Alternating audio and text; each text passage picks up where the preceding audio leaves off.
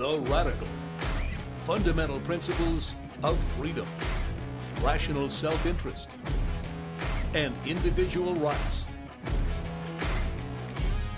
This is the Yaron Brook Show.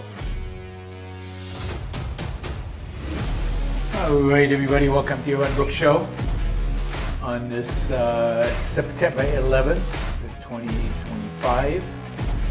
Day September 11th, that will always stand in infamy. We will always remember that day. I will always remember that day. I know some of you might be too young to remember that day, but always remember 9/11, 2001. So today, I thought we'd talk about 9/11, what we can learn from 9/11, what we have learned from 9/11, the connection between 9/11 and what happened yesterday to Charlie Kirk, and to what extent is what happened yesterday kind of a consequence of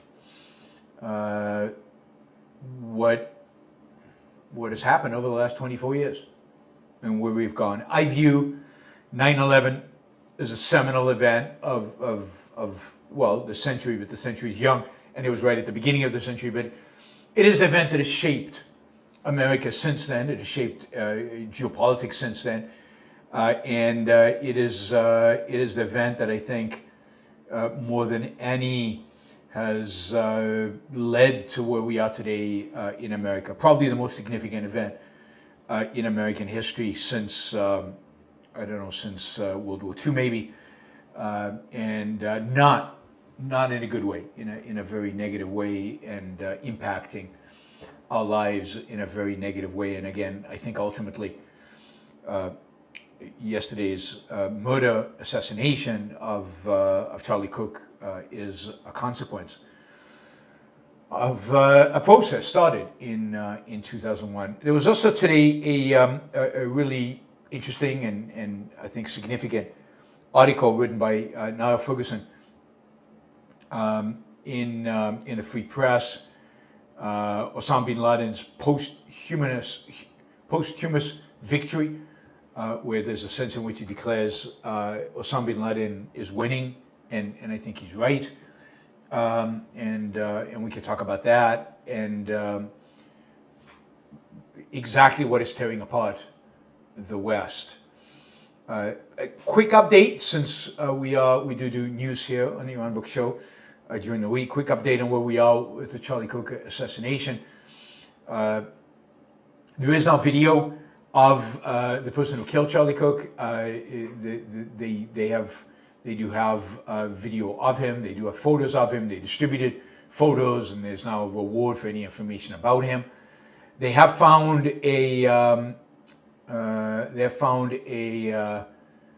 the rifle that was used, and it's a hunting rifle. It's an old hunting rifle, and now there are claims that on the cartridges from the hunting rifle there are Antifa and pro-trans, symbols, statements, but I also saw things that saying, well, that's not accurate, that's not true. So hard to tell, but they do have the rifle, and they do have video of the guy. So they will catch him. Now it's just a question of time to figure out exactly who he is, and to find him, and to catch him, and to discover the ultimate motivation. It still looks highly likely that this is some leftist nut who did this, somebody who is, wished Charlie Kirk dead and was willing to take action to do it, which requires a certain evil, but also potentially a certain sickness. So this is a bad guy, right? This is some bad guy who did this. It's also interesting, just from the news aspect of it, but is related to our broader theme, will be related to our broader theme, that immediately I'm seeing all over the place conspiracy theories about this. The rifle is not the real rifle. The shooter is not a leftist, but a professional. Behind this is a security, an intelligence agency. We won't say which country, but maybe it starts with a U or maybe it starts with an I. But it's either Ukraine or Israel is really behind this. Charlie was anti-Ukraine, kind of pro-Russia, and was tilting maybe in the last few weeks away from Israel and what was doing in Gaza, and was becoming critical of Israel. At least that's the conspiracy theories. Israel took him out. Other conspiracy theories, all kinds of stuff. At the end of the day, most of the conspiracy theories that I've seen about Charlie Kirk's death, just like most conspiracy theories about pretty much anything in life, ultimately have the Jews doing it. So the Jews doing it. And let me just add to what I said yesterday. As you know, as I've said many times, I know Charlie. I knew him when he was significantly younger. I haven't met him. Probably the last time I saw him was just before COVID, I think, in 2018 or 2019, or maybe even as late as 2017, earliest 2017. I don't know. And I liked him in those days. He had been a real source of disappointment to me over the last 5-6 years, as he became more and more embedded in MAGA. I think he was wrong on many things and really bad on many things. But nothing he said justifies his killing. Nothing he said justifies his murder. It's disgusting and it's scary in terms of where this country is going, and what comes next. There were a number of, I'd say, fringe leftists celebrating this murder. Most of the establishment left, most of the people in the Democratic Party and the establishment left are condemning this. And many of them seemingly very emotional about it. Senek, I think I'm pronouncing his name, and I've seen some others who got very emotional about it and really condemning this. Even what's his name? The guy I did a little clip with, the socialist Hassan Parker or whatever his name is, was very condemned this. But there certainly are a lot of people on the left celebrating this, and I did see some people just being interviewed on the street, on campuses, where students were saying, "Yeah, I mean, this is a good thing that somebody shot Charlie Kirk." So there certainly is that at the fringe. There is that element. I don't think that dominates the left. I'm not sure what the left means. I don't think it dominates the Democratic Party, but it's a great opportunity to demonize everybody to the left of center, and make this about everybody left of center is a communist, everybody left of center is a homicidal maniac, everybody in the left of center wants to plunge this country into a civil war. That serves some people's agenda. Sadly, many people on the right are using terminology and language that is truly scary in terms of calling, in a sense, for revenge, for cleaning house, for rounding up the entire Democratic Party, for outlawing the Democratic Party. Again, these are the fringe voices on the right that are calling for this, but it's given that the right is the party in power, it's sometimes hard to tell what is fringe and what is not. So it's scary to think what could be done in the name of retribution, what could be done in the name of, oh, we're just trying to stop those violent leftists. And it's scary that the left has gotten to a point, or certain people in the left have gotten to a point, where this is how they're expressing themselves, through acts of violence. So political violence is likely to increase. I think this has been true for a decade now. And it's likely to increase, and I don't see any adults in the room who can calm things down and bring people together to talk, and to really kind of figure this out and solve the problems. And it could very well be that the problems, the philosophical problems that have created this gap in America, splinter in America, are such that it's going to be very, it's not clear how to resolve them in a healthy way. I can see how to resolve them in unhealthy ways, but let's hope it doesn't get to that. Let's hope it doesn't get to that. But it all, in a sense, started with 9/11. 9/11 is when the lies at scale, I think, started, and the lies became more and more and more blatant. On 9/11, or immediately after 9/11, we were immediately told that the war we were facing, the war that we faced, was not a war with Islam. It was not a religious war. It had nothing to do, indeed, with religion. Islam was a religion of peace, we were told by President Bush. That was hijacked by extremists. Ramadan was celebrated a month after 9/11. Ramadan was celebrated at the White House. The appeasement of Islam and of Muslims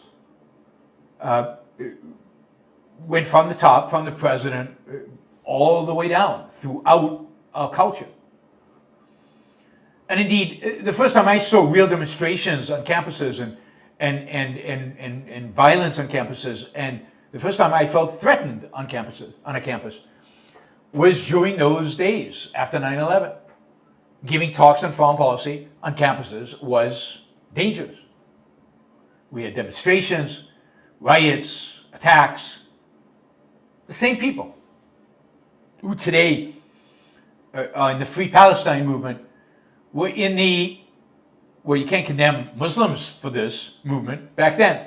You can't show Muhammad cartoons movement back then.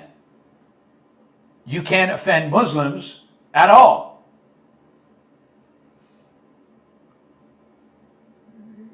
The argument was this was terrorism, it was some extreme sect. If you were a libertarian or a leftist, then you argued that this was all America's fault anyway, and we should not be responding at all, and and it was all our fault. It was all our fault. And who are we to judge? And the fact that over 3,000 Americans died that day didn't affect anybody. If you think about the left, if you think about this vicious left that we're seeing today, the viciousness of celebrating the death of Charlie Kirk, well, there were people on the left after 9/11 who were celebrating the fall of the towers. They were kind of happy that capitalism had been attacked, that the symbols of capitalism, as they viewed it, had been demolished, as they and the Islamists viewed it. They were kind of, the third plane went into the Pentagon, the symbol of American, colonialism, American imperialism, American oppression of peoples all over the world. And they were kind of happy that that happened.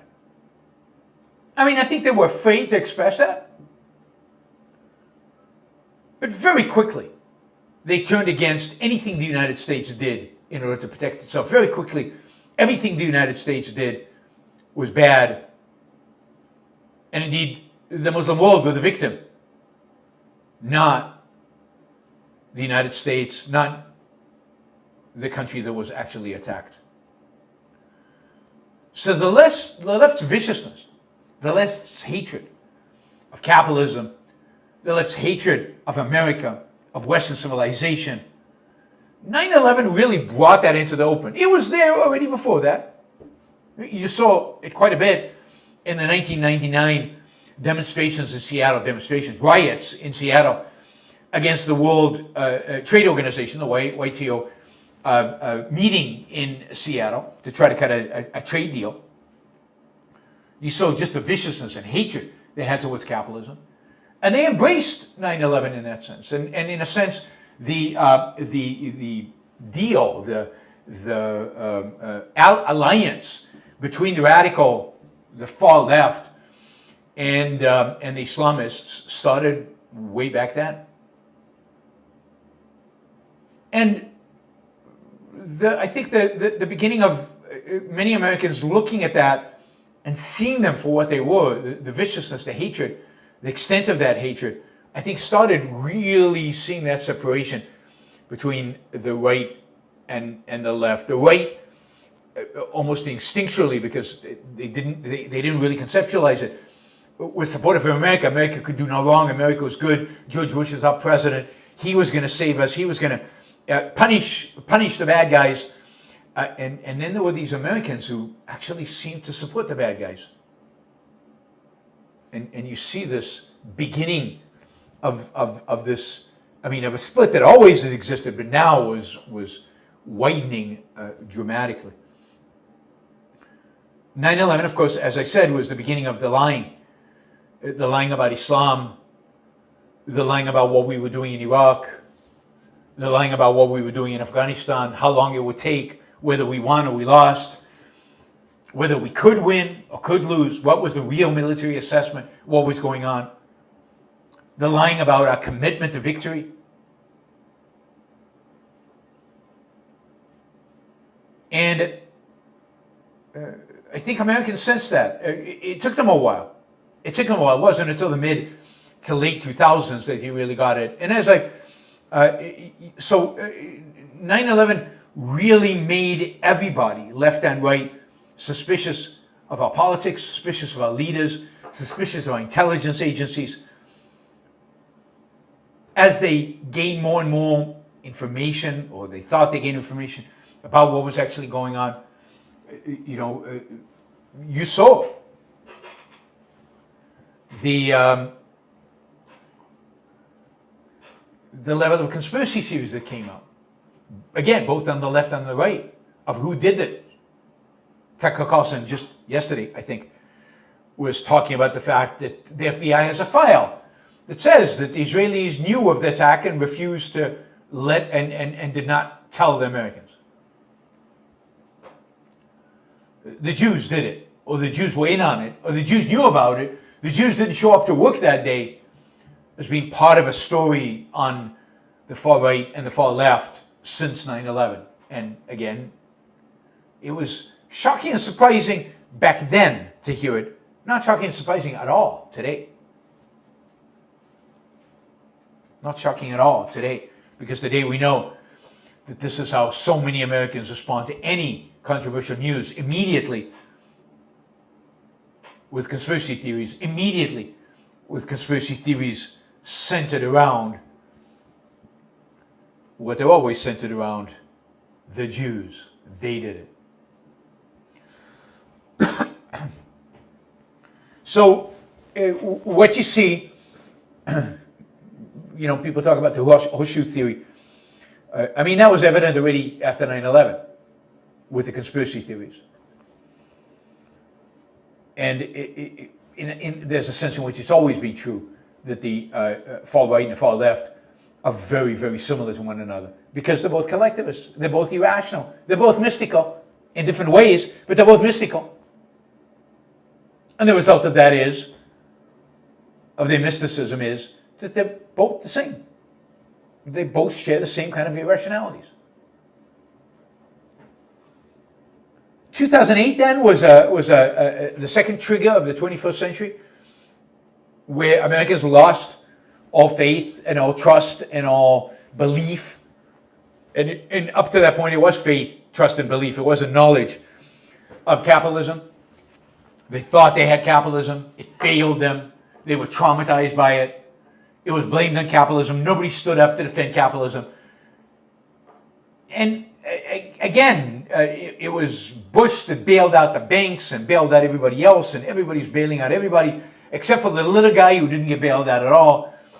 And that distrust, that hatred, that sense that everybody's lying, that sense that the experts don't know what they're doing, that the authorities are completely confused and have no clue, that grew and got substantiated during the 2008-2009 crisis. And out of that came the Tea Party.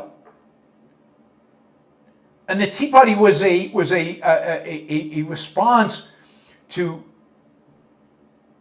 a distrust of government, a sense that things have gone too far, that the mixed economy had completely failed, that we need to do something. And there was something in our past, our founding fathers, that was good, and we need to return to that. And we need to find that. And we need to re-embrace that. But as I've said many times, it was not intellectual. It was not founded on proper principle. It was not grounded in a true understanding of the founders of what America is. But it was a last gasp. It was a last gasp of America. It was the last gap of Americanism in this country. It was a very weak gasp. It was a very pathetic gasp in many ways. But it was the last gasp of an attempt to resurrect something of the goodness that is at the heart, at the core of America. But it was not intellectual. It was not based on anything. And it got very quickly captured by the conspiracy theory, religious right. And it had no place to go.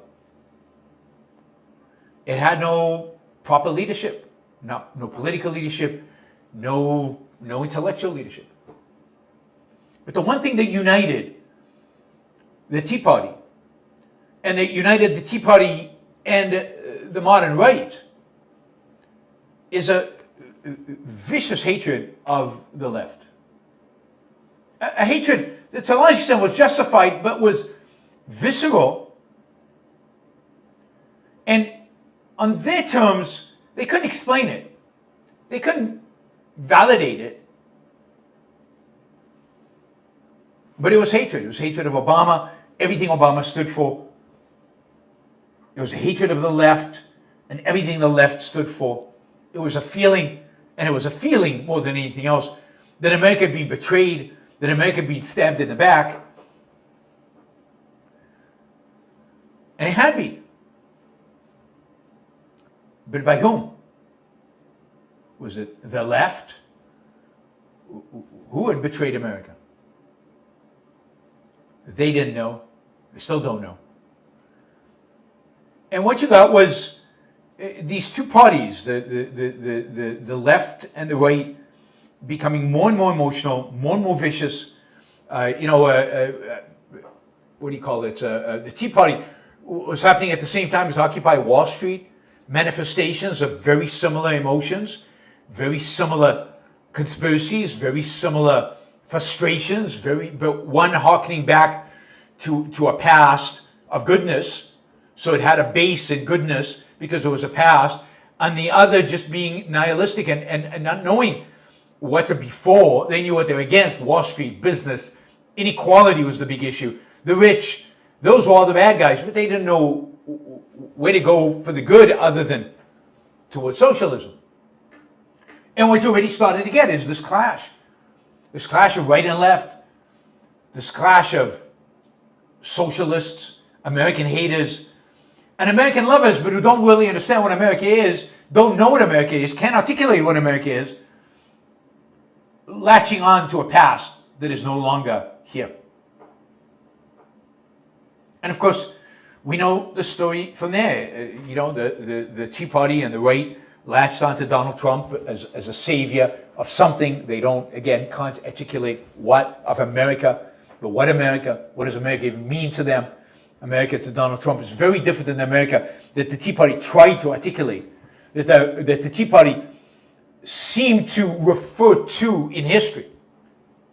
Donald Trump's America is very different than that America that they seem to be supporting. And the rift, which is primarily emotional and cultural, just kept getting deeper and deeper. And let's just say that in the meantime, because this is important for the legacy of 9/11, in the meantime, the lessons of 9/11 were never learned. The enemy was never really identified. And by any account, the United States did not win. We clearly lost in Afghanistan, handed it over to the enemy, returned it to the enemy under Trump and Biden. Trump signing the peace deal, Biden literally handing it over or fleeing with his tail between the legs from Afghanistan and leaving it to the Taliban. Iraq was never really won. We're still there. It's still not won. The Islamist cause has morphed. It's morphed into a smarter cause, although, it's morphed into a more political cause than a terrorism cause. Although, of course, Hamas is the last remnant of the militant side of the Islamist cause. And it's going to continue to morph because, maybe it is Israel that is finally winning the war on terror. But as Niall Ferguson says, maybe we won the war on terror. It looks like we won the war on terror. There are no real Islamic terrorist attacks in the United States, at least. But it really does look like bin Laden won the geopolitical war, the bigger war, or is winning it.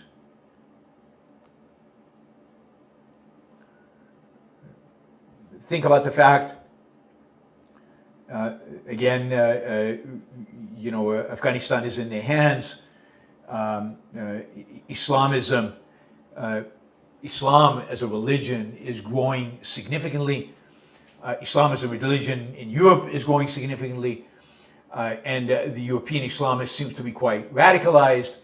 They seem to be committed to Sharia law. They seem to be committed to the lack of separation between church and state, or mosque and state. They seem to be winning, not in the battlefield. They can't win in the battlefield. Not even with terrorism. They can't win with terrorism.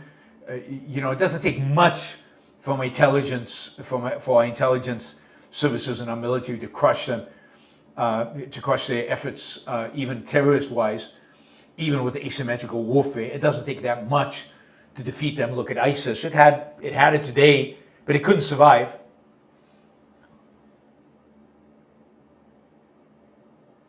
But where they win is in the cultural war. Where they win in the fact that nobody is going to publish a cartoon of Muhammad in Europe or the United States. Indeed, in Europe, nobody is going to say anything negative about Islam.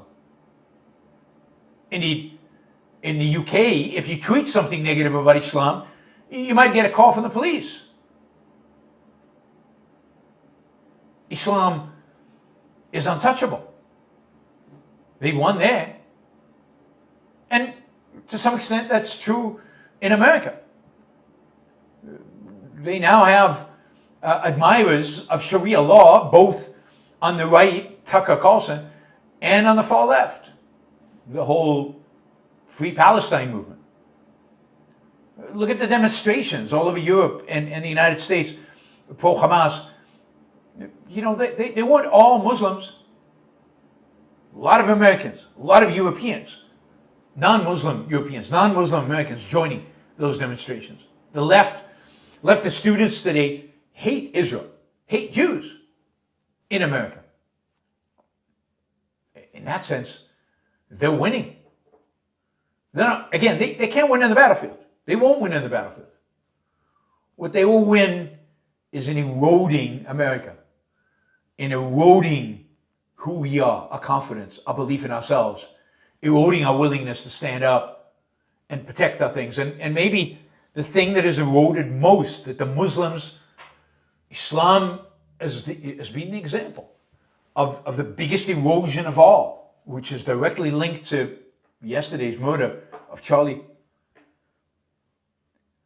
is they have managed to erode our confidence, our belief in freedom of speech. Because what was attacked yesterday? I mean, Charlie was attacked yesterday, murdered yesterday, butchered yesterday. but was this, it represented an attack on his ability to speak. He was attacked because of what he spoke, because he was speaking. And it's a fact that the United States government has not been willing to protect people, has not been willing to protect the right to speak. It is a fact that European governments embraced the Muslim attacks on free speech. Not just weren't willing to protect people from attacks by Muslims on their speech, they embraced the attacks on free speech. They made them part of the law. They took anti-blasphemy and put it into European law. It's not about protecting Salman Rushdie. It's now the UK government, the German government, French government are going after you for speech that is critical of Islam. The whole culture of free speech changed after 9/11, and certainly changed with Danish cartoons. I mean, the first illustration of this was Salman Rushdie, the fatwa on Salman Rushdie, in I think 1989, a long time ago, 1989. And what an opportunity for an American president, an American intellectuals, an American culture to stand up and declare unequivocal support for free speech and declare Ayatollah Khomeini, his fatwa, as the enemy of everything good. What an opportunity to stand up for Western civilization they had in 1989 when this fatwa was released. And instead, what did they do? A mealy-mouthed condemnation wrapped up in, you shouldn't really, insult religion. You really shouldn't do this. Solomon, you shouldn't do it. And, when bookstores in New York were firebombed because they carried the book, did this create a firestorm? Did this create any, did the intellectuals rise up? Did our politicians rise up? Was there momentum around doing something about this? No. Nobody cared. Nobody cared. Indeed, Salman Rushdie had to live in fear. No. Nobody cared. Nobody cared. Indeed, Salman Rushdie had to live in fear for most of the rest of his life. He still does. And of course, a few years ago, was attacked in America while on stage by a knife-wielding potential assassin who was inspired by the Ayatollah's fatwa, and was explicitly so. And was there a lot of outrage over that? When that happened? When that happened? Just recently. Was there a lot of outrage? No. No, just, people shrugged it off. Nobody cared. I mean, he lost an eye. He lost partial use of one of his arms. And he almost lost his life. When the Danish cartoons were published, did any American publication dare to publish the cartoons? No. No. We did. An institute did. When they were published,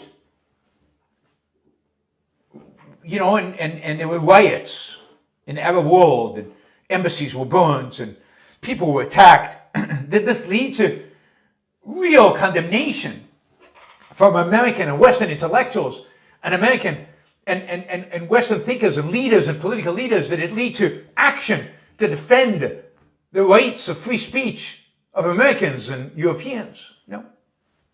Again, George Bush, this time the son, not the father, came out with some mealy-mouthed statement about this is bad, they shouldn't riot and stuff. But really, you shouldn't draw cartoons of Muhammad.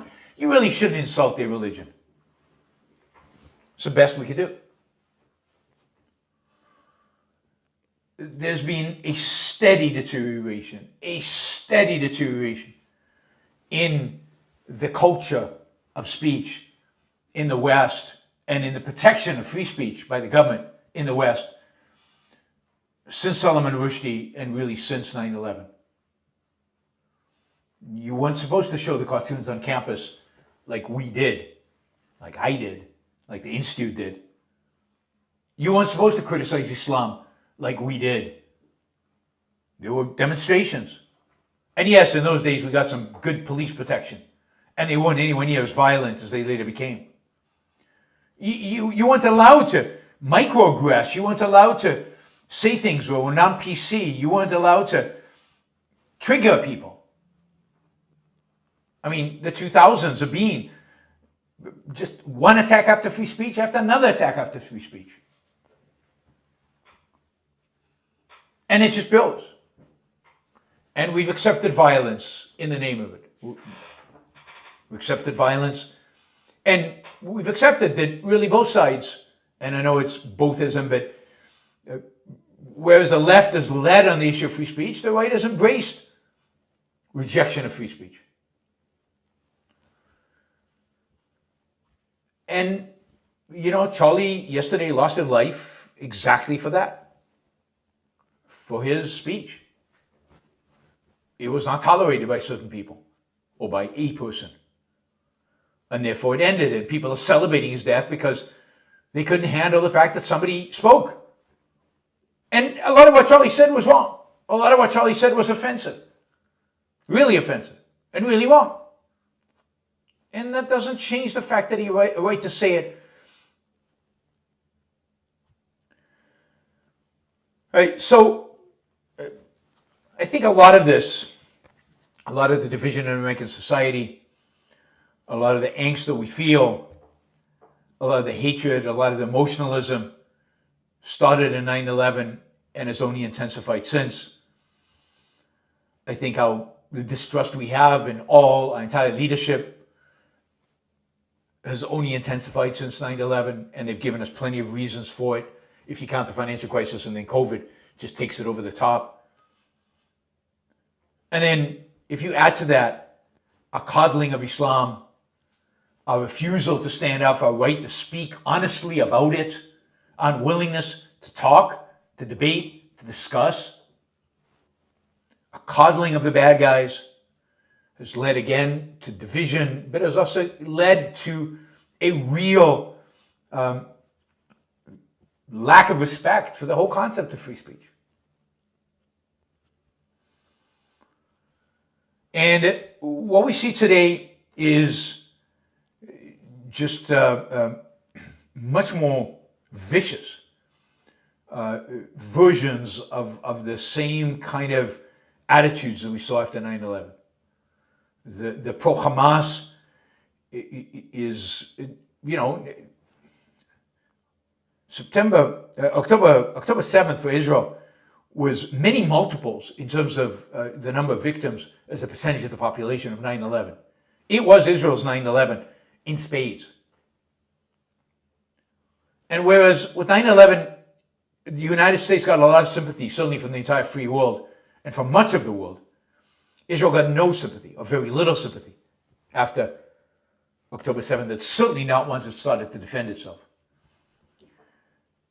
We have come a long way in our appeasement of Islam, of appeasement of evil, of our willingness to abandon our own values, of our willingness to reject Western civilization. We've come a long way as a culture in embracing the Islamist cause, uniting the Islamist cause with the leftist cause,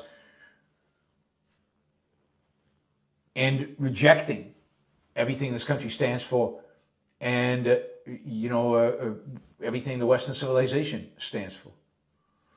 And I hope that 9/10 yesterday lands up being an insignificant moment in history. I hope that Charlie Kirk's murder will land up just being a crazy man shot Charlie Kirk, killed him, and nothing happens. I hope that's the outcome. Nothing. But there's a real chance that this is the lighting of a fuse that sets off a whole chain of violence. And that it's going to be very difficult to stop. A chain of violence, you could argue, the 9/11 started And now we are turning against each other, which again strengthens the Muslims as a competitor of ours, as an enemy of ours, strengthens it even more. But it turns us against each other. I think that's ultimately what bin Laden achieved. It wasn't his. I don't think he really achieved it. He's the trigger. What achieved is the lack of a coherent ideology, the lack of coherent philosophy, the lack of a coherent ideology behind this country, a rejection of the founding principles, a rejection of the founding ideals, and just a kind of a complete mixed economy, a complete abandonment of any principles on all sides, and a turn towards more and more fascism, statism on both sides, a rejection of America on both sides. And that really happened when the Tea Party shifted from being a Tea Party to voting for Donald Trump. They basically rejected the founding fathers, rejected the founding principles, rejected America. And that continues. So let's hope, nothing comes of this. Let's hope that while 9/11 will always be remembered, Charlie's death will not. It will be remembered as a tragic one-off occurrence. Let's hope it's not the beginning of something bigger. It's not the beginning of, a chain of political violence between the American left and the American right. Maybe it's even an opportunity to reconsider our position on free speech, to elevate it again, to rededicate ourselves to protecting speech exactly from the kind of violence that Muslims have tried to inflict on Salman Rushdie, on the drawers of the Danish cartoons, and that the monster who killed Charlie Kirk yesterday was inflicting, and so many demonstrators, Antifa, have tried when they try to silence people on campuses. And by the way, look, if you tolerate the Antifa-like antics, the Antifa-like violence, where they silence, and you just tolerate it, and you accept it, and it becomes part of the culture, then at some point that violence is going to become worse. At some point, that's going to be elevated.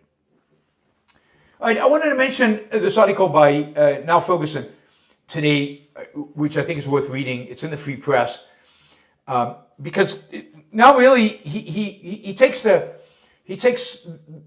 story from 9/11 to today, and he describes much of what I described in terms of the unwillingness of people to recognize Islam as the enemy. And he says he was one of them. He wouldn't recognize it. He refused to acknowledge that this was a battle in a sense of civilizations, although, again, I don't like calling the Islamic world today a civilization. It's not. It was terrorism, it was geopolitics, it was this, it was that. And he said it took him only until recently for him to realize that no. And I think what's happening in UK and what's happening in Europe is forcing him to realize this. That no, this is truly a battle between the West and Islam, or a certain version of Islam. 24 years it's taken him to realize this. Again, we were saying this right after 9/11. And that Islam is, in many respects, winning. It's winning primarily not because it's strong, not because it has truth and knowledge on its side, not because it's able. It's winning because we refuse to defend our values. It's winning because we'd rather fight each other than fight the real enemy. It's winning because we in the West are giving up on our values, are giving up on our ideals, are giving up on the concepts of free speech and individual rights. Not because of the Muslims, but because we can't defend them, because we can't protect them, because we have given up on them. Intellectually, philosophically, we've given up on them.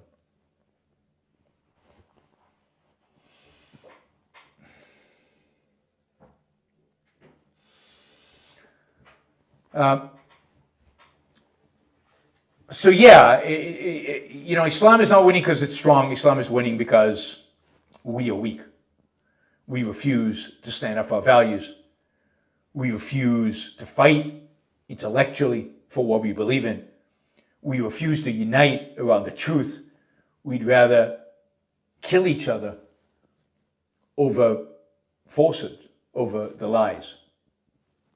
We'd rather engage in conspiracy theories than actually evaluating what happens and what the truth actually is.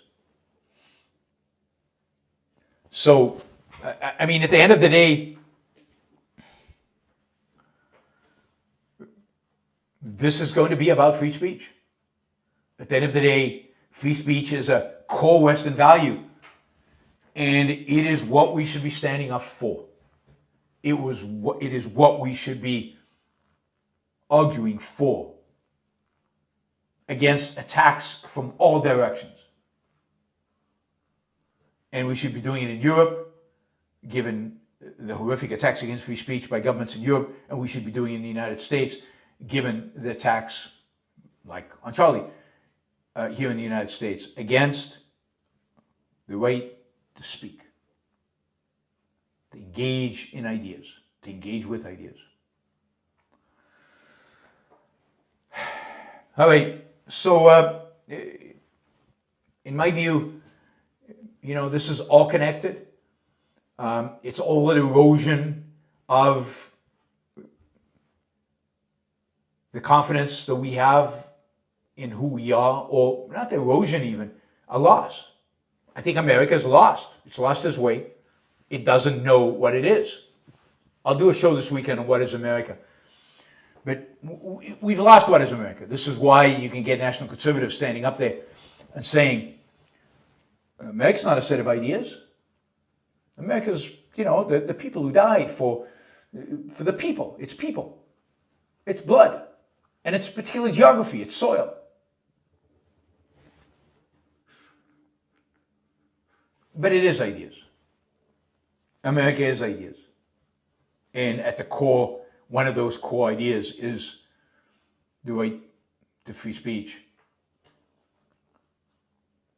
One of its core is the right to be able to peacefully argue and debate, free of violence, free of oppression.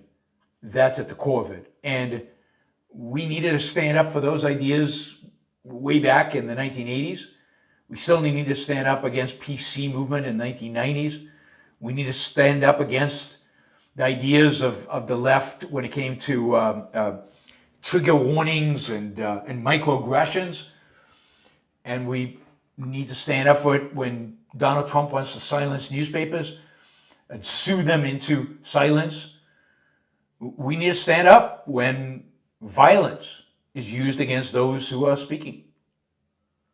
We need to defend speech. And more broadly speaking, we need to defend the ideas that made America great, that made America what it is, that defined America. All right. So that is what we are, and we'll keep track of what is going on with the Charlie Kirk murder and who did it and who they land up arresting in the end. We will see. This is a day, 9/11, which we should always remember as the day America was attacked and had no response, did not know what to do. Did not know what to do. It's a failure of our politicians, but more than that, it's a failure of the Niall Fergusons. It's a failure of our intellectuals. It's a failure of the intellectual class. I can count on maybe two hands, maybe one hand, the number of intellectuals who understood what was going on, understood what was happening, and argued for the right kind of response. And they were easily drowned out by the majority of intellectuals who ultimately side with our enemies and don't allow us to do as is necessary in order to win. And again, that failure, those failures, lead to splintering, lead to disunity, lead to suspicion, conspiracy theories, and ultimately lead to violence. That's what we saw yesterday, violence. All right. That is my commentary on this 9/11 2025. You can probably expect me to do a 9/11 like show every year. I'll remind you of why I think 9/11 is so significant and so important.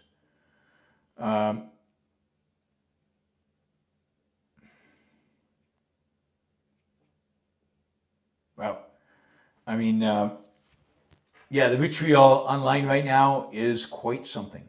It's quite something, and it's going to get much worse. It's going to get much worse. Pretty stunning, some of what's going on online right now. Anyway, recommit to free speech. Recommit yourself to being brave enough, courageous enough, and keep talking, keep debating, keep engaging. Don't give up. Don't stop. All right, let's turn to our super chat and let's see, we've got quite a few. I did see Troy came in with his with 500 Australian dollars. Thank you, Troy. Very much appreciated, and particularly today. It's very much appreciated. Thank you for the support that you do all the time, the ongoing support. And let's take questions. Let me remind you of a few things. I've got. Let me quickly go through our sponsors. I might not give them the full treatment today. But let me go through our sponsors, because they do sponsor the show and they do pay me to do this, so we should do this. Hendershot Wealth, Hendershot with 2 T's, hendershotwealth.com/YBS. Sponsors the Yaron Brook Show, and they have a product that can significantly reduce your tax liability when it comes to capital gains taxes. It can really save you a lot of money on taxes if you have large capital gains on either stock or Bitcoin or a business sale. I highly recommend, as a finance guy, right? Highly recommend that you look into this. I found it incredibly interesting. You can see my interview with Robert Hendershot on YouTube. Just check out on my channel. Check out the playlists under sponsors. You'll find the interview there. I definitely think you should listen to the interview and then go to the website, sign up. If this is something that you're personally interested in, sign up and talk to one of their, talk to Robert about this. I think you'll find it interesting and fascinating. I don't think, it's not going to be a hard sell. These are really good people and a really good product. Alex Epstein is the world leader, intellectual leader on all issues related to fossil fuels and the energy industry. The electricity crisis we're heading towards, where the demand for energy is going to go through the roof. And do we have the generating capacity? Do we have the what do you call it? The transmission line capacity to be able to deal with the demands of AI for energy? Well, to get a real grip on this, you've got to read Alex. To really understand what's going on, you've got to read Alex. Alex will break it down for you, tell you what's at stake, and tell you what the solutions are. Check out alexepstein.substack.com. And finally, Ayn Rand Institute is a sponsor. The Ayn Rand Institute is encouraging people to register for Ayn Rand Institute Live. This is a program of courses that you can take live or not. You can take it taped as well. You can do homework or not. You can participate the level you want to participate in these amazing courses. 3 of them are launching in October. You should sign up now. You'll get a Yaron Brook Show discount of 10% by using this simple discount code, 25YBS10. 25 YBS10. To register, you can go to aynrand.org/start here. aynrand.org/start here. And you can sign up and take the classes starting in October. There'll also be classes in the winter and in the spring and in the summer, and this is ongoing for the rest of the year. I know I'm teaching with Don Watkins a class next year on capitalism. It'll be the second time we teach it, but this time it's going to be open. Anybody can sign up. You can just register for it. You don't have to apply and be accepted. This is open registration. All right, and finally, remind you that this is a trade. This show is made possible through the support that you provided. So please consider providing support. You can do so via the Super Chat or using a sticker, as Troy did, John just did, here, or you can ask a question, help shape the show, or you can do it on a monthly basis, which is really effective at yaronbrookshow.com, at patreon.com, and you can put in Yaron Brook Show on patreon.com and become a monthly supporter, register to become a monthly supporter. All right, let's look at what we have in terms of our super chat. I see Michael has a two-parter. Let me find part one. Here's part one. Part one, have never been a big Charlie Kirk fan, especially since he sold out to Trump, but taking his life for words is cataclysmic. He continues, he didn't just take his life. His children now have no father. His wife is now a widow. The amount of people celebrating this online or saying he had it coming because he was a pro Second Amendment shows how immensely unwell our society is. Yes. And the number of people saying, let's shut down the Democratic Party and let's clean house and let's go after everybody who's a leftist, again, shows the same thing. It shows how we've lost the plot. We've lost our capacity to deal with these kind of situations. People are emoting, they're not thinking, and they're not thinking clearly. Nobody called for assassinating Charlie Kirk. They probably, I'm guessing now, was not a conspiracy run by leftist operatives out of Obama's office to kill Charlie Kirk. This is one person, maybe it's a small group of people, who decided that Charlie Kirk deserved to die and put him, did what was necessary to do it. And yeah, they were maybe inspired by leftist intolerance for free speech, but at the end of the day, you're responsible for your actions. You're not a puppet of the left. Just because the left hates Charlie Kirk and just because the left is being antagonistic to free speech does not justify any one individual's actions. And those actions cannot be blamed on these other people. It's his responsibility. And the ideas he's embraced. Now, the people pitching these ideas, the intolerance to free speech, the idea that violence is a means by which to deal with things like speech you don't like, those people are the enemy. Those people are the intellectual enemy. And they should be dealt with intellectually. Or if they work for a university, as many of them do, they should just be fired because they're not good intellectuals. They're harmful intellectuals.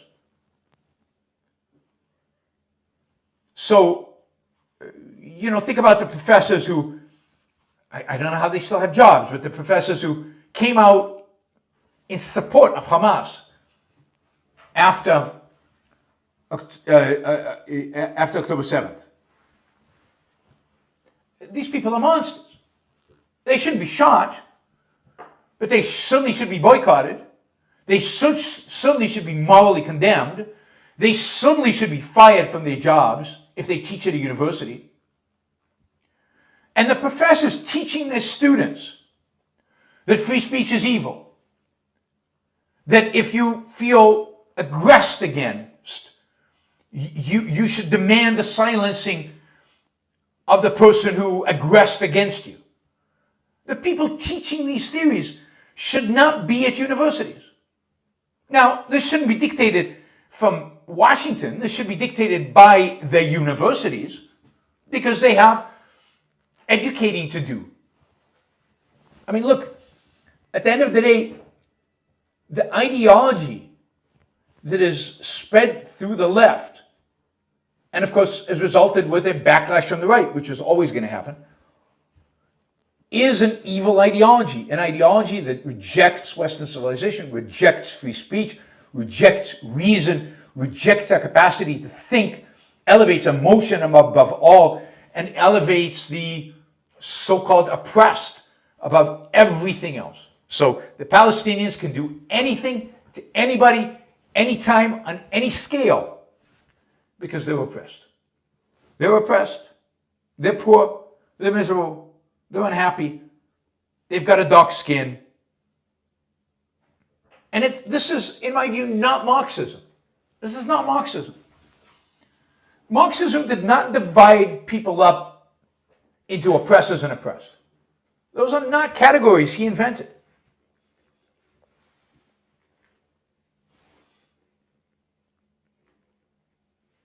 These are not categories that Marx really resonated with.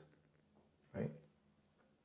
To him, it was clearly an issue of exploited and exploiteur, but in economic sense, this is all about economics. This is all about material. This was not about race or gender or about ethnicity or about any of this stuff. And if you say, well, Marx uses oppressed in economic sense and it's been expanded, but that language of oppressed is Christian language. It's not unique to Marx. I mean, you could say, and I think much more credibly, you could argue that the modern left is Christian, inspired by Christianity, inspired by the original fathers of Christianity, by the original Christianity, much more than it is Marxist. Marx had a whole theory of evolution of history and a whole theory of economics. The modern left rejects all of that. Or what it's kept is oppressed. But oppressed, Marx just stole from the Christians. So the rejection of free speech on the part of the left basically has bred, is encouraged. They can't go to jail. You can't have violence against them because they didn't literally commit violence, and they didn't what's the term, incite violence. But they certainly suggested it. They certainly legitimized it intellectually. It's the left's intellectuals that had a lot to answer for. A lot to answer for. And again, as I've always said, the right is too dumb to have its own philosophy. The right is too dumb to have its own philosophy. The right is responsive. It responds to the left. And the only thing it knows how to respond to the left with are old ideologies, like nationalism and religion. That's all it has. But the right is responsive. The left initiates. The left comes up with new stuff, new variations, new twists. And then the right responds. The left becomes racist. The right becomes even more racist. The left is statist. The right becomes more statist. The left is anti-free speech. The right is going to be anti-free speech. And it is going to be even more so. The left initiates. The right will win, but the left initiates. So, yes, yesterday was an attack, a direct, unmitigated attack on free speech. And agree or disagree with Charlie Kirk. And as I've said, I thought that the turn Charlie Kirk took in the last, 8 years, 6 years probably, has been very bad, negative. And the reality is I haven't seen him since that turn was taken because we stopped overlapping in the same places. And I stopped getting invited to Turning Point USA conferences. I had been invited in the past. I did an event with Ruben, a Turning Point event in Florida State University, Florida State University, I think, or Southern Florida University, one of the universities in Florida. I think this one was in Orlando. with Dave Rubin. It was a turning point. It was a big event. It was a really good event. You can still watch it on YouTube. So I was still doing turning point events shortly into the Trump presidency, and then it went to zero. Nada, nothing. And at some point I thought he took a turn that was very bad. He said some things that I thought were pretty disgusting and pretty awful in terms of Jews, in terms of race, in terms of just repeating Trumpist lies, in terms of misinformation, in terms of just lying and deception. But again, you know, he had a right to do that. And the idea that anybody would kill you for doing that is horrifying. It's anti-civilization, it's anti-life, it's anti-progress. It is death and destruction if this is the path we embrace and we take on. And it really does look like both sides would like to take on this path of violence. Liam says, leftists are celebrating this murder. This is going to strengthen a movement, MAGA, that needs to be defeated. I agree. The shooter likely conceived himself he was stopping the rise of Hitler when he may have just ensured his victory. I think that might be the case. I think that very much could be, and I do think that he probably thought he was killing a Hitler, and certainly Charlie was not a Hitler, and we don't live in Nazi Germany, so there's absolutely no justification for that. Some leftists are celebrating the murder. Rank and file leftists are celebrating the murder. As I said, the good news is, if you can call it good news, is that the prominent figure within the left are not celebrating this, condemning it. And that's good. I don't know of any, and maybe you guys can correct me if you know of somebody, any prominent leftist who's come out in support of what happened or in justification of what happened. Now, Charlie was a bad guy looking for it, right? Pushing all the buttons, what did he expect? But that's not exactly the same as saying, yeah, he deserved it, and we should silence people like Charlie, which is what some of the grassroots thinks. I mean, just open Twitter. You can find it all over the place. So I'm finding it all over the place anyway. But people like Cenk Uyghur, who's awful, who's horrible, who's a disgusting human being, was really emotional about how he thought this was horrible and how the extent to which he condemned it. And so did many others. On the other hand, there are people out there, here's somebody with 638,000 followers. 638,000 followers, and this is directly the point Liam is making. Joey Manarino, I don't know who this guy is, but he's got 638,000 followers. I have 40. This is his tweet. It's time for Trump to become the dictator the media always says he is. It is absolutely time. I mean, that is a sentiment I'm seeing over and over and over again among the right.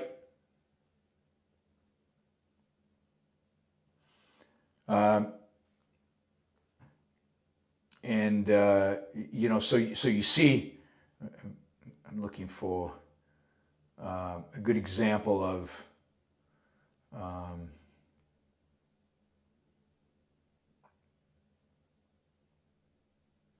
I mean, this is the kind of conspiracy stuff that is being spouted, and nobody kind of says, nobody blinks. People support it, right? I don't know. This is some woman. She has 43,000 followers. So maybe different plausible scenario motives. But I'm wondering, the odds of it being an IDF reservist with dual passports who got pissed off at Charlie for turning on Israel because of some mild criticisms lately. I mean, this is the kind of garbage heap. Here's Steven Crowder. I'm not advocating blood in the streets, and I'm certainly not supporting it. But you know what? I get it.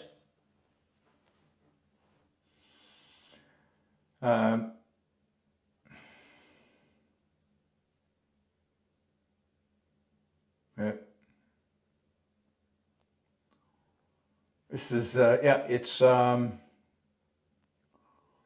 then you've got all these leftists just, relishing this and supporting it. Less so on Twitter, more so supposedly on some of the other sites.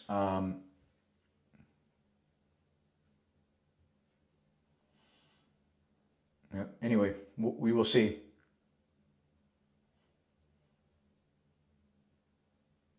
Yep. All right. So yeah, I mean, Liam, absolutely. The celebrating, and this is only going to feed the beast. This is only going to make things worse. Only going to make things worse, which is what the left does constantly. They constantly make the right worse. They bring out the worst elements in the right. James, since what happened to Charlie, are you going to take more precaution when giving speeches on security, bulletproof vest? Humanity can't afford to lose you, Yaron. Well, I don't know about humanity. You guys may be, but I don't know about humanity. Look, my speeches are so small, they're so minor, they're so on the side. If I was going to an event where there were going to be 3,000 people, if I was making headlines, if I was prominent out there, then absolutely I would. I mean, I already in many venues I demand security. And after 9/11, for many of my talks, pretty much all my talks, I'd say from 9/11 to 2008, there were, on foreign policy, I wore a bulletproof vest. So I had a Kevlar vest that I wore under my shirt, so you couldn't see it. Security, who was usually on site, could always tell, they have an eye for this, and they could see that I was wearing a bulletproof vest. So I've worn a bulletproof vest in the past. I don't rule out wearing a bulletproof vest in the future. Again, we'll see how this all develops. But look, Charlie Kirk was a big target. He was a big name. He had millions, not tens of thousands, millions of followers. He had a huge presence. His ideas reverberated throughout the culture. I mean, I'm not in that position. I understand Ben Shapiro would be worried. I understand if Douglas Murray is worried. I don't think I need to be worried. But if I get a sense that changes, then I'll definitely change. But yes, I already usually there's security at my talks. And as I said, I don't own a bulletproof vest anymore because they expire. After a few years, you can't use them anymore. But, and I think I gave mine, the one I had a new one. And I think I gave it a Bosch fought when his life was being threatened. I think I gave him my bulletproof vest.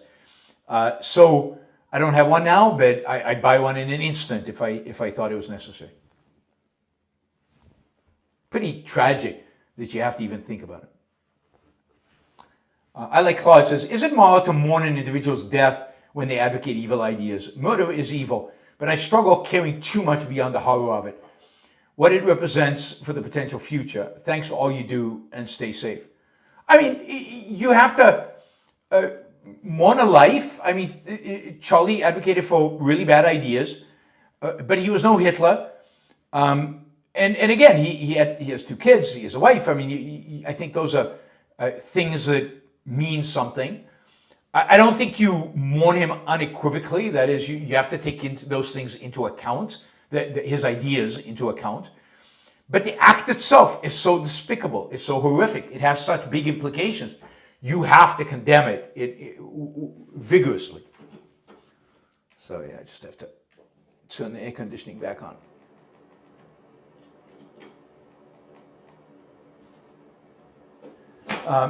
So I get it, and I knew him personally, which makes it a little different. But yeah, I mean, I've been incredibly critical of Charlie all this time, but it's still the idea that he's just dead, just as horrific. And for what? Oyvind, you talked about the left, but also in parts of the right lacking leaders, and I completely agree. And in a weird sense, you can see sprinkles of despair and what comes of anarchism and the lack of self-esteem. Yes, I think that's absolutely right. What you're seeing now is chaos. What you're seeing now is lack of leadership, and here I mean leadership not in a political sense. I mean in the intellectual sense. There are no guiding principles. What do I do? How do I think about this? What are the issues involved? Nobody's giving anything out there. The right hates the left hates the right. The left is very defensive right now. Oh, yeah, shouldn't have killed Charlie Kirk. You know, he wasn't that bad. But that's about it. You know, the right will say, Charlie Kirk was President has just announced that he's going to give him the Medal of Freedom, right? Highest honor you can give an American civilian. Charlie's a hero. Charlie's a martyr. Charlie's all of this stuff. And there's no ideas. James Lindsay, who is good on these kind of issues, is attacking the left and attacking the right. And he's right. You know, he's the one who, I think, coined the woke right terminology. And he's absolutely right about a lot of what he says about left and right. But he has nothing to offer right now other than we need to reconcile. We need to come together. What the hell? What are you going to come together? We need new ideas. We need a new governing philosophy. And I don't mean just governing politically, I mean governing our lives. We need to re-embrace Enlightenment values. We need intellectual leadership that leads us into the light, that leads us to enlightenment, that leads us to the right ideas. We don't need to come together around a bonfire and sing Kumbaya. It's the idea that that's what's missing, that that's all we need. It makes us so much worse, that makes us possible in the end. What this country is suffering from is that all we have are evil ideas battling each other. I mean evil ideas battling each other. And most of America is like stuck between them, doesn't really know what's going on, can't really choose between the two sides, recognizes there's something really, really vicious and wrong here, and doesn't know what to do about it.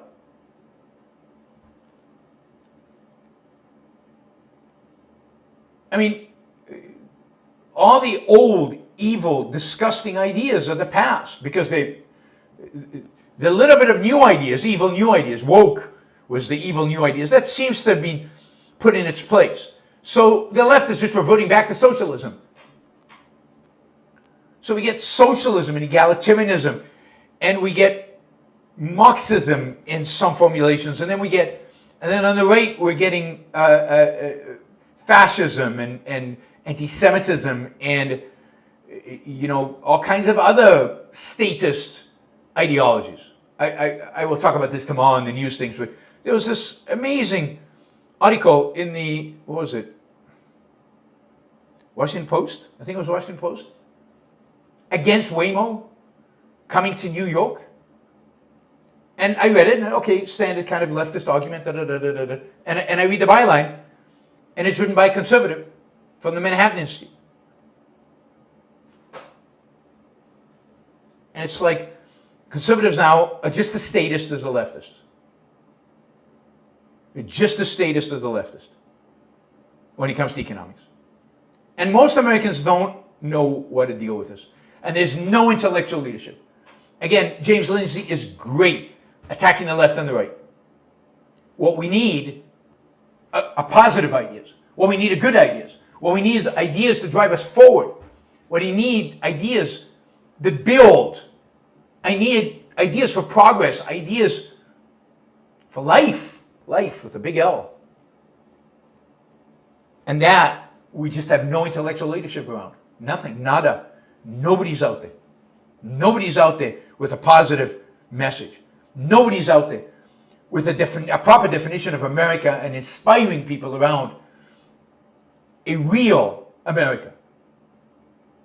It just isn't. There's Ayn Rand. That's it.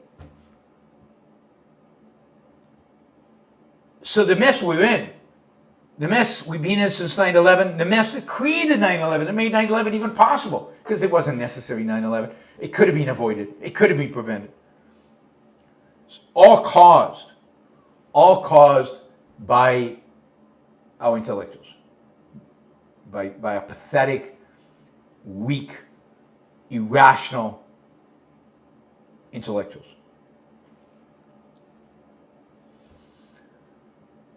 All right, that's your average algorithm. I've watched some of the assassination footage from different angles. He was dead before he hit the ground. This is clearly a professional hit. It's amazing the assassin has evaded capture this long. I doubt that it's a professional hit, in a sense that this is an assassin or something like that. I think you'll find that this is not a professional assassin. This will be some guy who's maybe hunted, maybe shot target practice many, many times. We do live in a country with an intense gun culture.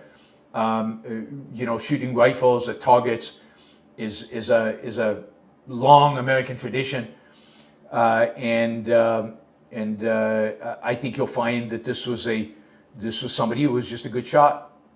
And you remember the guy who shot President Trump before he was president, while on the campaign? The guy went on the roof there and then was shot on the roof. He was some nobody, some yo-ho, nobody. And he missed him by so little. I mean, just complete fluke that Trump moved his head a little bit and the bullet just scraped his ear. Otherwise, it would have gone straight into his head. So he was trained, he practiced, but lots of Americans practice sharpshooting. Lots of Americans are out there practicing shooting stuff at 150 yards every day. Now, maybe he was in the military. I doubt he was a sharpshooter in the military. He didn't use an assassin weapon. He used a hunting weapon, which is not the same. So, 150 yards. I mean, it's long, but it's not outrageously long. I don't know how many of you guys shot 150 yards. I think I have. I think we did in the military M16s, and M16 that far, and M16 is not particularly built for that. And yeah, you can hit a target 150 yards away. So I don't know. I mean, we'll see. We'll know. We're just speculating. I'm just speculating. But I think we're going to find maybe this guy had training. Maybe he was in the military. Maybe he was an ex-military. But this is not a professional assassin. And why would he drop the rifle where he dropped it? And why would he be captured on video? If he was really a pro, he wouldn't have allowed himself to be captured on video, and he wouldn't have just dumped the weapon where he dumped it. I don't think he was a pro. But again, I don't know. I do not know any more than you do. The Doodle Bunny, Trump and the radical left are turning fear into fuel and rage into rhythm, meticulously designed to hypnotize a broken nation, twisting hate into virtue signaling. Yeah, I think all that's true. It's getting scary. It's getting twisted. It's escalating. It's hard to tell where it goes from here. I mean, there was a bomb threat today on the DNC. There is a real attempt to present the Democratic Party as a party of insanity, as an anti-American party in a sense of treason, as a party that should be outlawed, as a party that should be shut down. I don't think they'll do it. I don't think Trump can do it. I don't think he has the balls to do it. But I think there are many, many people on the right who would like to see that happen. And of course, there are many, many people on the left who would like to see somebody take a shot at Trump, somebody take a shot at Vance. I think there are very few people that would actually take the shot. This is the thing about civil war. This is the thing about a civil war. It's easy to talk about. Violence for most people. There are a few people, gang members, a few people raised in certain neighborhoods, that violence comes easy to them. But for most people, violence is hard. particularly at the beginning. They can get, once they get into it, they can get the bloodlust going. But it's certainly in the beginning, it is hard, it's scary, and it's dangerous. This is the thing about the Civil War. Lots of people think that they could take a weapon and go out and fight. Very few people have any experience in doing it. Very few people actually have the courage to put their life in danger. Very few people have the courage to pull the trigger and shoot somebody. There's just not a lot of people who can do that, who are willing to do it. Both on the left and on the right. And I think that's partially what prevents the Civil War. And I know that there are lots of people, lots of militia out there training for the day. Training is not the same as doing. And most of them will probably die, and they know it. And I don't think they're ready to die. They're not that suicidal. Now again, they are. They're crazies. And most of the people who actually pull the trigger are crazies. But Civil War requires people to actually be willing to go fight. I don't know how many people are actually willing to go fight on the left and on the right. Everybody is brave. I mean, God, millions of people are brave, unbelievably brave, sitting behind a keyboard with an anonymous username, declaring civil war and declaring they're willing to fight and declaring all this stuff without ever revealing their name or their face. Keyboard warriors, a dime a dozen. Actual warriors, those are actually hard to find. Actually hard to find. And, you know, I think somebody mentions Ukraine, people are willing to fight, to actually engage in violence, to fight, when something's really at stake, like their lives, like somebody's invading, like somebody's breaking into your house, something like that. But to go out there and join as a tribal action, to go out there and inflict violence on your neighbor, why? Because they disagree with you about politics? We're not quite there yet, I don't think. There's just not enough people who are ready to do it. They might say they are, but are they actually ready to do it? So, but it's certainly time to worry. Tessa said, thank you, Tessa, really appreciate it. Mary Aline says, I was able to get End States That Sponsor Terrorism published in the University of Washington student newspaper in 2011. No way in hell would that happen today. I had help with the cost. That's great. I forgot that happened. I'm sure I knew at the time that it was happening. But yeah, I don't know that you could get that published anyway. And today Iran is even more of a threat than ever, at least more recognized as a threat than ever. And I still don't think you could get that piece published. That was the piece Leonard Peikoff wrote right after 9/11. Yeah, I remember some of my vivid memories with Leonard is me and him, and I think Amy was there, him writing, us kind of doing some editing, returning it to Leonard, rewriting, going back and forth, you know, kind of an all-nighter to get it done, to get it finished so we could publish it. It was... All right, thank you, Marilyn. Andrew, I feel terrible about Cook, but morally, I have qualms. He went fully in for Trump and MAGA, including its many ugly positions, such as an immigration, trade, and even anti-Iran strikes. Shouldn't he have known better? Yeah, I mean, he should have. I mean, Charlie was not a good guy when it comes to ideas, when it comes to advocacy. He wasn't. He was an invader. He took a bad turn. He took a turn towards bad ideas. And he took a turn because he was better when he was younger. And I think there was an element of Charlie, there was power lusting that really enjoyed the schmoozing with the Trumps, with Trump Jr., with Eric, with Trump Sr., with being a celebrity. He was a celebrity, and I think he really enjoyed that. So again, I don't want to make that the focus because he just died, but yeah, I mean, I agree with all of that, but that doesn't change the fact that he didn't deserve to be shot. Not everybody who's immoral deserves to be shot. Not everybody who evades, who has bad ideas, deserves to be shot.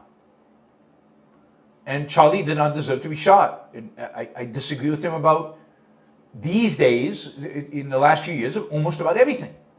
He abandoned his defense of capitalism. He became a cultural, religious warrior. And that is the enemy. But not in the sense of violence.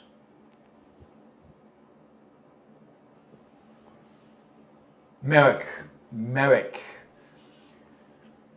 says, I'm starting a business helping Chinese students pass an English test to study in the UK. Most are just individuals trying to improve their lives, but some steal IP for the CCP. Should I be worried? I don't want to contribute towards that. I mean, you should be worried. I don't know how you protect yourself. You need to think about how you screen for the students who you want to help and avoid the students you don't want to help without antagonizing the Chinese government. So I don't know how the business is run. I don't know where you get your students from. But yeah, to the extent that you can avoid helping those students who are going to be stealing IP for the CCP, then you should not help them. But I don't know how possible that is. It's a really tricky situation you're in. Marilyn says, the student newspaper ad was in 2001. I was going to say 2011. It was 10 years after. In 2001, the paper accepted end states that sponsor terrorism without a question. What a difference today. Yeah, but, you know, in 2001, the Wall Street Journal refused to publish it. We got rejected by the Wall Street Journal, and I had to write an email, I guess, to the editorial page editor, who was much, you know, who was somewhat friendly, and say, what the hell is going on at the Wall Street Journal? Your ads people won't run this ad. And ultimately, after a lot of, I guess, disagreement at the Wall Street Journal, they agreed to run it. But by that point, we'd already agreed to do it with the New York Times and Washington Post.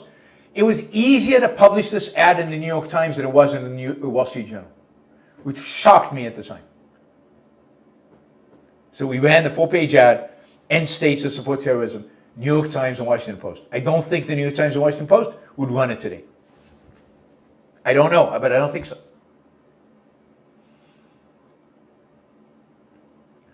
Neo says, Charlie's attack made me think of your Antifa scare. So glad you're okay. Thank you, I appreciate that. Your mosquito run-in also brought to mind Heisenberg's hilarious fly scene. I can just imagine. Liam says, John Stossel just did a post about Charlie Kirk and Ayn Rand. I'll have to look for that. Yeah, I really would rather Charlie Kirk not be associated with Ayn Rand given his positions.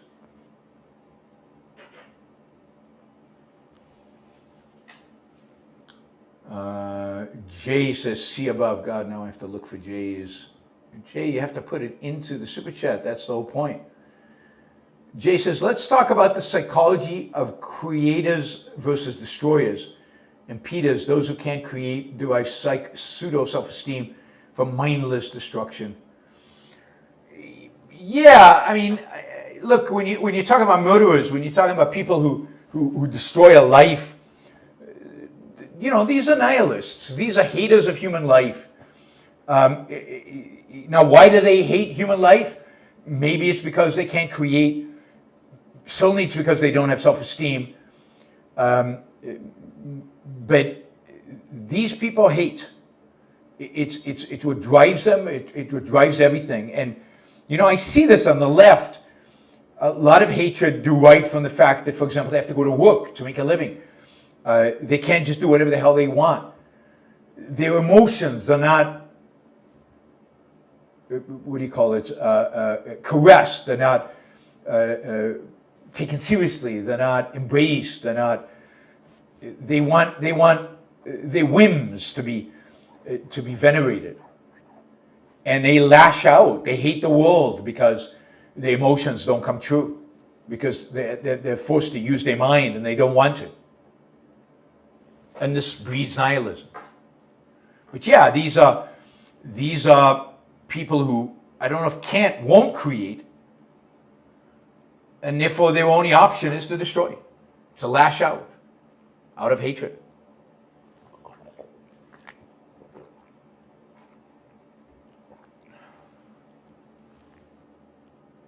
Hopper Gamble, when you had coffee with Charlie Kirk when he was in high school, did he say why he chose to reach out to you in particular? I don't know that I can't remember.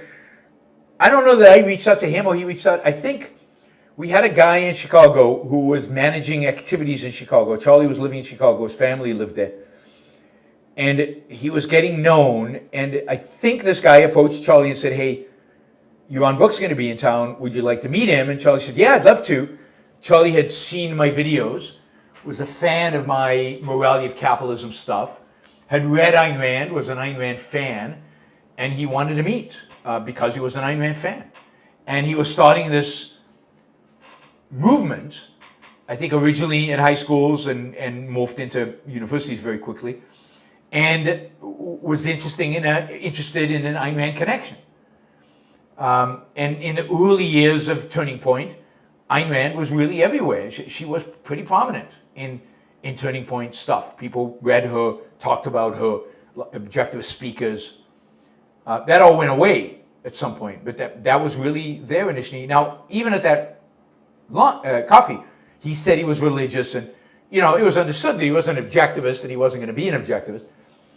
But there was a certain admiration there of his for Rand, and later you could see, and then we met a few times after that, at Turning Point, at a big Turning Point conference in Florida, and then at Steamboat, the Steamboat Institute conference in Colorado. But yeah, I think it was his interest in Ayn Rand. Margaret says, thank you for your compassionate take on the Cook tragedy. I've never listened to him, but am grieving his horrific death. It's given me a lot of comfort in my grief to hear your compassion, even though you two disagreed. Thank you, Margaret. Yeah, I mean, look, and you have to understand also what this means. I mean, I grieve for the country. I grieve for free speech. I grieve for anybody who goes out and now speaks in front of large audiences who's going to be afraid. I grieve for the country. Hopper Campbell, will Mamdani, Sanders, and AOC now have targets on their back? I mean, maybe. I mean, I think there are a lot of targets on people's backs. And look, this is the point. Because of the culture of this country, which has guns and gun training and gun enthusiasm as part of it, both on the left and on the right, a lot of people are trained on guns. It's relatively easy for anybody who's a little nuts or stupid or irrationally passionate about violence to get a hold of a gun and to go up to a person and shoot them. It's super easy to do. And you can have security around a person. And it's not that hard to kill him anyway. I mean, look, this is what happened in the 60s when JFK and then Martin Luther King and JFK's brother and Robert Kennedy and what's his name, Malcolm X and a whole series of public figures were assassinated and killed. It's relatively easy to do if you want to do it. If you're committed to doing it, it's not that hard.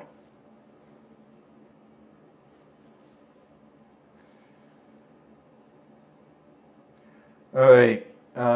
Andrew, how does determinism impact moral judgment? If murder isn't chosen, can it be morally condemned? Why is moral condemnation a virtue when it is? Well, I mean, if there's determinism, then I don't think you can condemn it. Although determinists do condemn murderers, partially because they don't want them inflicting their harm on people, so they want to lock them up, even if they're determined to do it. Still lock them up because they might be doing it again. But of course, if you're determined, who knows who will kill when? You just don't know. Anybody could have the murder instinct in them. You don't know what's going to happen. The whole idea of determinism ultimately is incompatible with human life and incompatible with really thinking about human life. Why is moral condemnation a virtue when it is? Well, because your life depends on it. To morally condemn somebody is to distance yourself from somebody To morally condemn somebody is to identify somebody as a threat to you, and the condemnation is a form of distancing and protection against that person. Caleb, I'm 30, never listened to or read Charlie's work, and barely followed him over the years, but his assassination really, really disturbed me. Yeah, I think his assassination should disturb you guys. James, I was watching Charlie Kirk's interview with Alex Epstein just before this happened. Unspeakable. Rest in peace. Yeah, Charlie did interview Alex not that long ago. Yeah, and it would make sense for him to do so.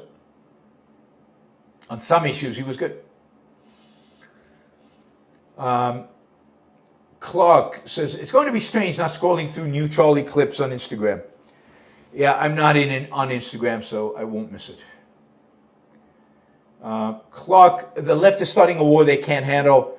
Yeah, I mean, they started the war a long, long time ago. As I said, I think they started the war right after 9/11.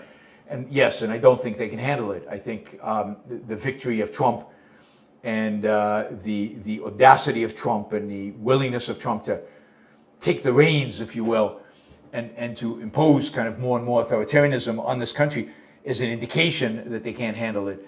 And again, this was not started yesterday. It was started a long time ago. Not your average algorithm. To paraphrase Ayn Rand, it's easy to destroy, it's hard to create. Absolutely. It took Charlie over a decade to build what he did and lost everything in a second of a trigger pull. It's tragic and horrible. And you have to admire what he did build, even if you disagree with its philosophical foundation, which I certainly do. All right, that Doodle Bunny. Charlie was fostering open conversations with young people who are happy to figure out what they believe. He was committed to talking to people who disagree with him and lost his life for it. Yes, I mean, that's the admirable thing about Charlie is, in spite of his bad ideas, he was not hiding them. He was engaged. He debated. And now, arguably, a lot of the videos he put out afterwards, he edited them to make himself look good, and he did stuff like that. But I think everybody does that, except me. But he was out there. He was on a regular basis on campuses, engaging and debating and discussing, and he got large audiences because he was such a controversial figure, and he had such a huge standing in the culture. James says, how long do you think the news media will take to forget Charlie Kirk was assassinated? Will this have any long-term impact on the media as a whole? I don't know. Look, I think the media is already shifting. I think the media is shifting to the right. You're seeing this with, CBS buying the Free Press and giving Barry Weiss a significant position at CBS. Now, that's not made official, but that's only rumored. But if that happens, you're seeing ownership of different media assets moving, and it's moving to the right. So I think you're going to see the media shift to the right in any case. That's, I think, where the action is. And I also think the media is very intimidated by Trump. And so I doubt that they're going to forget this because, it depends what happens now. A lot of it depends on what happens now and how this evolves from now. But the media is going to have to deal with this because they're going to be constant reminders of it, I think. Hopper Campbell says, to Ben Shapiro's credit, he said, we're going to pick up the bloody microphone where Charlie left it and never stop. Yeah, that's the right sentiment. Although I do understand that Ben Shapiro's canceled his campus tours for the foreseeable future. James, MSNBC fires an analyst, Matthew Dowd, for unacceptable comments about Charlie Kirk. Do you see this as capitalism or free speech by a commentator? No, this is capitalism. It's a private company. They can do whatever the hell they want. They got a lot of flack for what he said when he said it, and they fired him.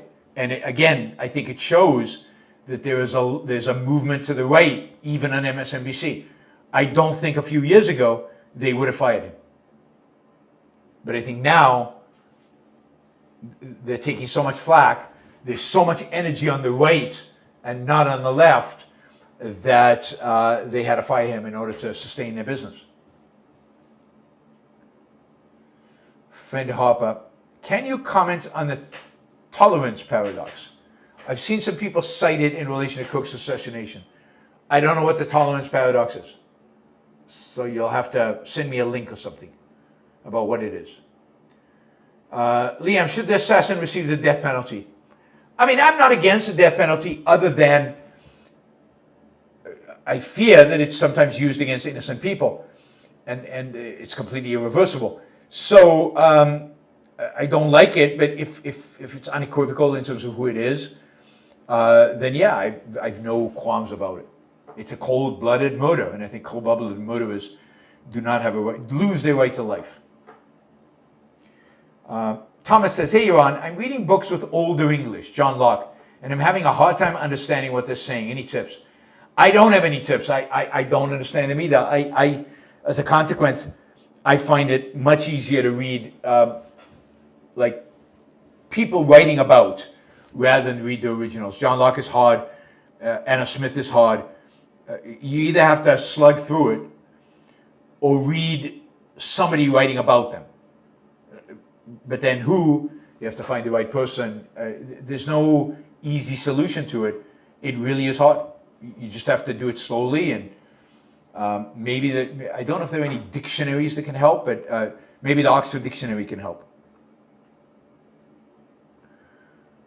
John, if it turns out the assassin was a right-wing nut trying to start a violent war, would that be better or worse? Yeah, I don't know. It would still be horrible. In some sense, it would be better because I don't think the left is equipped to start a civil war. I think the right is. So I'd rather put the burden on the left to do it than on the right if I wanted to prevent it. So I guess it would be better. Andrew, the conservative cause isn't good enough for the pronouncements of perseverance for its adherents in the wake of this tragedy. The conservative cause isn't good enough for the pronouncements of perseverance of its adherents. I think I understand what you're saying. And I think I agree with you. Yeah, I mean, the conservative cause is not worthy. Anne says, if this is mainly a free speech issue, then doesn't that mean government isn't the only force that can silence speech, but also those using force or pressure? Yeah, I mean, obviously, I've always said that, right? I mean, the whole point of which this is a free speech issue is you can't use violence to silence somebody. Pressure is something else. A private company can use pressure. A private company can stop publishing somebody. They can't kill him. You can't kill people. But the government's job, and this is where the government steps in. The government's job is to prevent people from killing you because of your speech, and the government is defaulting on its responsibility to protect free speech when it doesn't protect you. So it defaulted on its responsibility vis-a-vis free speech when it didn't protect Salman Rushdie.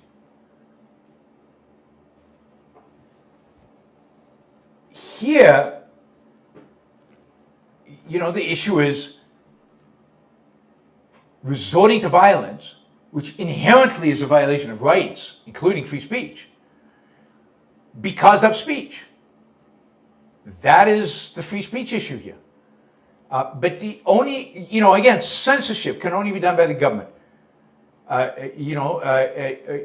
or the use of force and the use of direct force. But firing somebody, cancel culture, putting pressure on somebody is not force. Is not force. You don't have a right to use somebody else's property to articulate ideas that they don't believe in. They don't want you to articulate. So, yeah, but you don't have a right to silence people. You don't have a right to beat them up because of what they say. You don't have a right to to stop them from speaking when they own the stage. And Charlie owned the stage. He was invited there. He owned the stage. I would say the same thing about violent protests. The violent protesters are using force to silence somebody, and therefore the government's job is to stop the protesters. That's the government respecting free speech.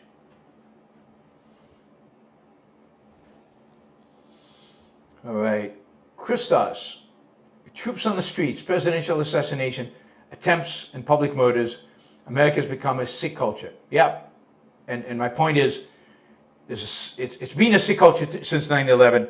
It's been getting worse because it's never dealt with the sickness. It's never addressed the sickness. It's never confronted the sickness, something in my eye, and never looked in the right places for a cure. The cures that were proposed all enhanced the sickness, all made it worse.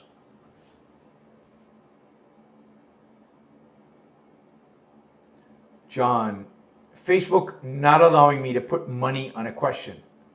Well, it's YouTube, not Facebook, but I don't know why that is. I mean, everybody else is managing to do it, so I'm not sure, John. Maybe there's a word YouTube doesn't like in the question. Let me just do some of these stickers. Stephen Harper, thank you for the sticker.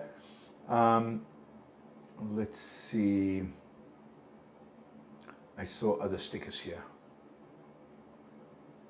Paul, thank you. And obviously, Dave, thank you, $50. And Wes, thank you, $50. Really appreciate that. You guys have been great. And Gail, thank you. And Jeffrey, thank you. And Jacob, thank you. And John again, thank you. And let's see, I know we had Troy, of course, for 500 Australian dollars. Thank you, thank you, thank you. Many, many times over. And Clinton, thank you. And Mary Aline, thank you. And I think I got everybody. I think it's possible I got everybody. All right, Benjamin. Is it proper to consider those that murder people like Brian Thompson or Charlie Kirk as animals? I just don't see them, how else it makes sense. Yeah, it's human beings who revert to an animal state, but you know, what do you consider Hamas? What do you consider, I don't know, terrorists generally, suicide bombers, they're monsters. They're human beings who have rejected their humanity, have turned themselves into an animal, and that's a monster. It's a human being that's turned himself into an animal. They're not just an animal, because that's animal, there's no moral condemnation, it's just an animal doing what animals do. But a human being who turns himself into an animal, that's a real moral monster. Michael, even though statistically crime is down, is the use of force being seen as more morally acceptable? It seems like in some quarters, for some crimes, absolutely. I mean, you know, maybe the event that kind of set this up is the Maggiano, the killing of Thompson, the CEO of United Healthcare, that was so praised on the left. That kind of violence is celebrated. That kind of violence is seen as morally acceptable. And that is horrific. I mean, there are ballot initiatives in California named after this, after the murderer. Named after the murderer, celebrating the murderer. That is sick. That is despicable. Anti-American, anti-civilization, anti-human, anti-life. And it's people like that that are going to bring the end to this country, because they're going to play right into the hands of the people who will take it over. Who is John Gall says, will you be better protecting yourself now? I mean, I take precautions now. I don't think there's a real threat to me. Again, Charlie was Charlie. I mean, he was millions of followers. He was headlines in the press everywhere. But I will evaluate. I will continue to watch what's going on and keep evaluating what is happening. As I said, after 9/11, I wore a bulletproof vest and had security. But since 2008, I haven't thought I needed it. Other than the Antifa attack, which was there more for the other guy who was with me on stage than for me, I haven't felt threatened. Andrew, does altruism promote force? If so, how? Yes, because it promotes resentment. It's a moral code that says that if you are oppressed, and oppressed means you're poor, you're needy, you've got less than others, then the others owe you. They owe you. They are morally obliged to give you stuff. They're morally obliged to sacrifice to you. And all you're doing by using force against them, by mugging them, by stealing their stuff, is applying, is just getting them to do what they should have done to begin with. It's a flip side of the guilt that the wealthy have, that they should be giving more. Well, this is hatred because they should be giving more. And that hatred can easily lead to violence. And it certainly promotes force in the sense of it promotes the warfare state.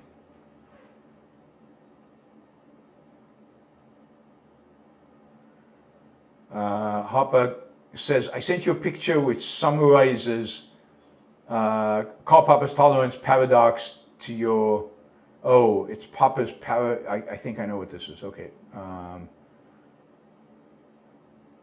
don't know if this isn't it.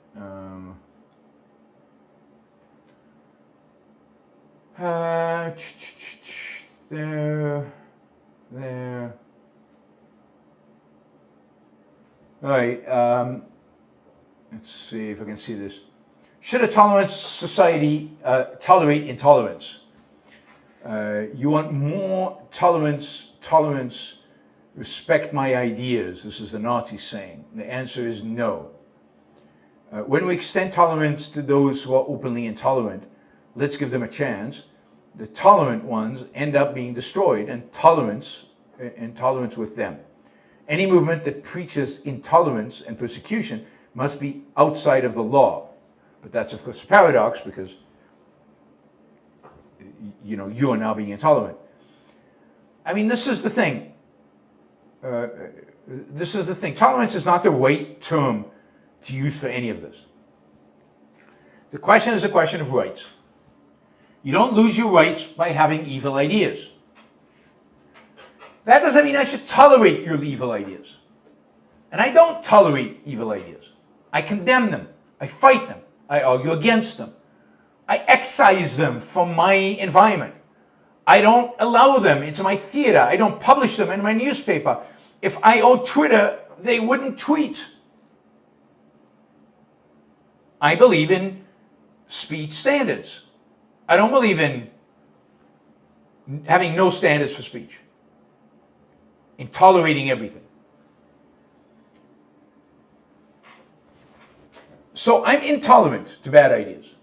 But that does not mean I will use force against bad ideas. I'm intolerant to bad ideas and I respect their rights. Their right to hold bad ideas. While I don't tolerate them, I morally condemn them. I morally attack them. I morally argue with them. And I present alternatives so that the intolerant don't win. The intolerant only win if you tolerate them in the sense of, okay, people disagree, their ideas are bad. No, their ideas are evil. Their ideas are destructive. Don't follow their ideas. We hate their ideas. We're not going to use force against them because we believe in rights. We believe in freedom. But don't go to their rallies. Don't listen to them. Boycott them. Don't put them on your radios. Don't put them on your TVs. Don't follow them on Twitter. Be intolerant towards them. So that is my solution to paradox. And in that scenario, if you're willing to fight bad ideas, then the political tolerance is not a problem. It's not an issue. Because that's not where the battle is won or lost. The battle is won or lost in the intellectual battle. Yehil 25. Hey, Yaron, there's been another school shooting in Colorado. As a result, people are calling for more gun control laws. I'm not sure more gun laws are the best way. What do you think? Look, I don't have a worked our position on the exact nature of what gun laws should be. We saw the horrible killing on in Charlotte. He used a knife. People who want to murder will find ways to murder, but guns are a legitimate concern of government. And I know a lot of people hate me for this. A lot of libertarians, a lot of objectors hate me for my position on this. But guns are a legitimate concern of government. The government has a legitimate interest in regulating guns because they're tools of violence. And government is responsible. Now, how much to regulate? Where to draw the line? What guns? I believe that you have a right to have a gun for self-defense. What counts as self-defense? Self-defense the same in Denver as it is in the middle of nowhere in the Rocky Mountains. No, it's not. So should the gun laws be different in different places? Yes, I think so. Anyway, it's a lot to be thought about. I don't have the final answer. But the problem of school shootings is a psychological, philosophical problem. It's a problem of how we manage to how we manage to create so much anger and hostility and hatred and nihilism so as to bring about so much of this violence, right? And that is ideological, that's philosophical, that's about our educational system. Gun laws will not solve that problem. Andrew, I think partly what informed the intensity of Rand's moral judgment was the strength of her conviction and free will. I tend to allow for some more leeway than her for psychological problems, though not regarding violence thoughts. Yeah, no, absolutely. She really believes in free will. You are in control. You create your soul. You are who you created. Now, I think she understood that there is such thing as mental illness that goes beyond what a person can control. And I think she understood that. And I think she understood there's certain things that are beyond free will, that is beyond your control. And I think she would have been open to that. But her moral condemnation was in the context of the normal, of the human that was in control of his mind. And the human that allowed his mind to get to the point where they could be violent, that they could do something horrific. But yes, she had a strong conviction in will, but more than that, she understood that moral condemnation was a requirement for her own life. That if she didn't condemn evil, it strengthened evil. Evil left alone got stronger, and a stronger evil threatened her life. It was an issue of survival, and she understood that. Who's John Gall? Do you think anyone deserves to be pew-pewed? I don't know what pew-pewed means. Especially those that campaign on the promise of using force. Seems the same as a threat. Just wait until I get into power. Why should I wait? I think I understand the question. So no, it has to be a threat. It has to be real for force to be used. For force to be used, it has to be a credible threat. It can't just be an offhand thing. It has to be credible. And then you can use force. Short of that, no. You're just asking for an escalation of force. And you'd have to be able to stand in front of a jury, say, here's the proof that this person deserved to be shot. Because he was going to attack me. He was going to this, do or that, do. So there's no justification for shooting politicians because they say this or that.